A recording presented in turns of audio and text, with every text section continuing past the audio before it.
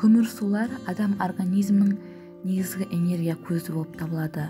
Күнделікті тұтынатын тағамның 55-60% көмірсуларды алады. Яғни бұл 250-400 граммды құрайды. Көмірсулар организмде глюкозаға дейін ыдырап, миды энергиямен қамтамасыз етеді және адамның есте сақтау қабілетін, жұмысқа қабілеттілігін арттырады.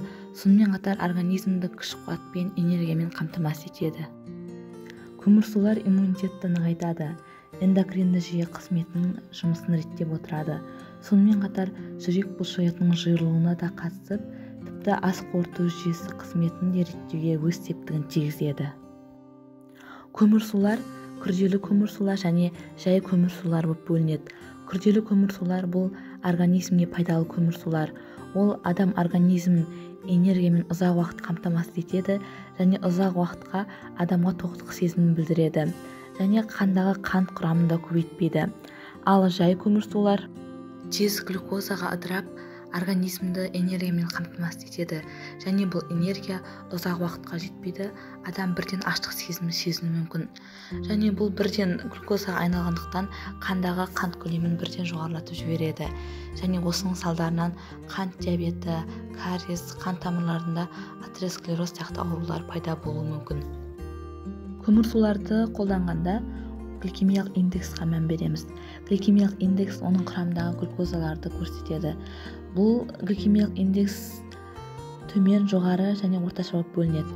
Бізге керегі орташа және төмен гликемиялық индексі бар тағамдарды қолдану. Бұл жерде кейбір тағамдардың гликемиялық индексі көрсетілген.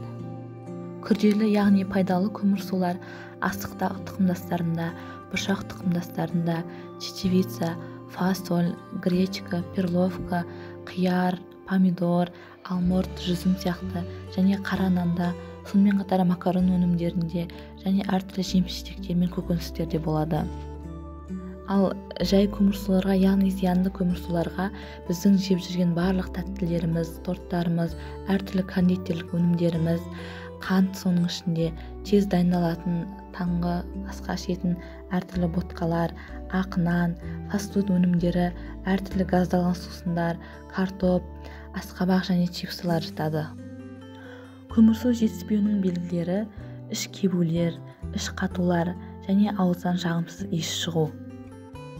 Көңіл күйінің құбылмалылығы, жоғарғы тітіркенгіштік, ашуланшақтық, селқостық, тез шаршағыштық, жұмысқа деген қабілетінің төмендеуі, есте сақтау қабілетінің төмендеуі, ұмытшақтық, ойын бір жаққа жинақтай алмау және ойының шашырауы, сонымен қатар үнемі басының ауырып жүруі, энергия жетіспеуі және де тоңғыштық сезімі, сонымен қатар тамақ жегеннің өзінде өзін үнемі аш сезіну. Егер видео пайдалы болған болса, каналға жазылып лайк басыңыздар.